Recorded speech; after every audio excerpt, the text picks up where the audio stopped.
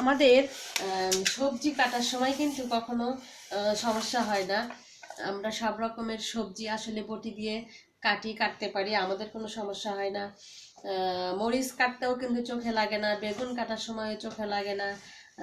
তারপর হচ্ছে যে যে রকমের সবজি কাটি আমাদের কিন্তু চোখে লাগে না বা চোখে পানি আসে না। তো সমস্যা হচ্ছে কোথায়? এই পেঁয়াজ, এই পেঁয়াজ যখন আমরা কাটতে যাই, পেঁয়াজ কাটার সময় কিন্তু চোখ দিয়ে পানি আসে।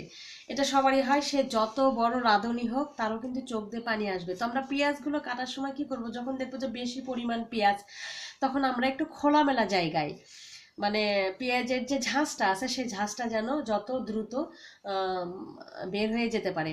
তো আমরা পেঁয়াজগুলো একটু খোলামেলা জায়গায় কেটে নিব, তাহলে আর চোখ দিয়ে পানি আসবে না।